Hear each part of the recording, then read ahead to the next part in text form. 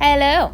So, I'm going to try to make this video fairly short and sweet. This is for my students who are either in pace or not as well English speaking. So, direct variation is another way of describing a relationship between x and y that is proportional.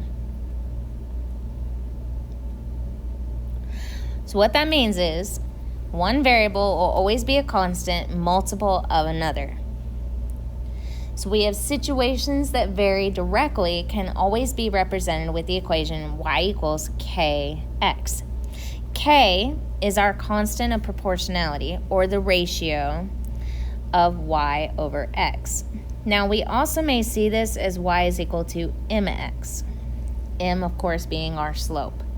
To solve for k, we divide the y value by the x value. So we're just going to basically divide this out. So we're going to do y. So y divided by x is the same thing as 6 over 9. We put that in our calculator, and it simplifies it down to 2 over 3. Or y is equal to 2 over 3 x. Same exact thing here, y over x. That becomes 15 over 2. So our k, simplify it down, becomes 15 over 2, or y is equal to 15 over 2 x. Same exact thing again. Guess what? Y over x. 18 over negative 3. That actually simplifies down to a whole number, or actually in this case an integer, of negative 6. So it's y is equal to negative 6x.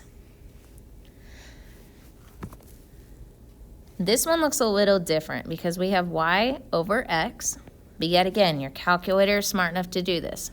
So you do your alpha y equals, we're going to put 7, we're going to arrow down, we're going to push alpha y equals number 1 again. This becomes 1 over 4. When you put that in your calculator, you get k is equal to 28. So we get y is equal to 28x. Same thing on this one, y over x.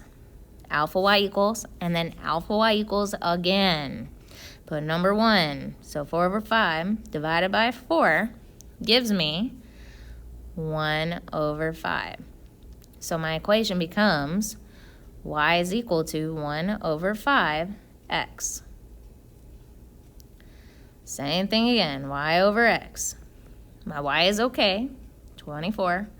Alpha y equals again, so I can get that second fraction. I put 2 over 3. And that just becomes 36. So y is equal to 36x. And do pause if you need to. Next one. Same thing, y over x.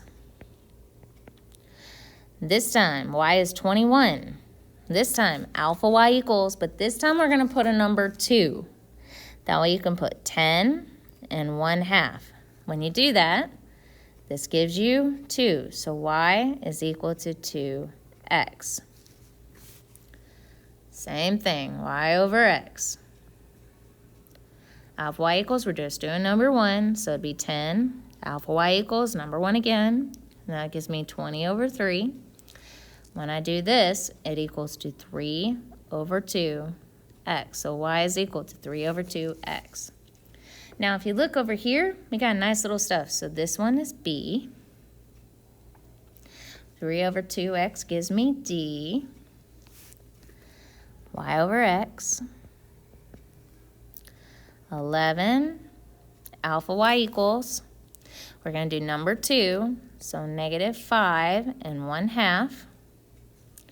When I do that, it equals negative 2. Negative 2 would be a. So I'm going to go ahead and put an a. Same exact thing. Y over x.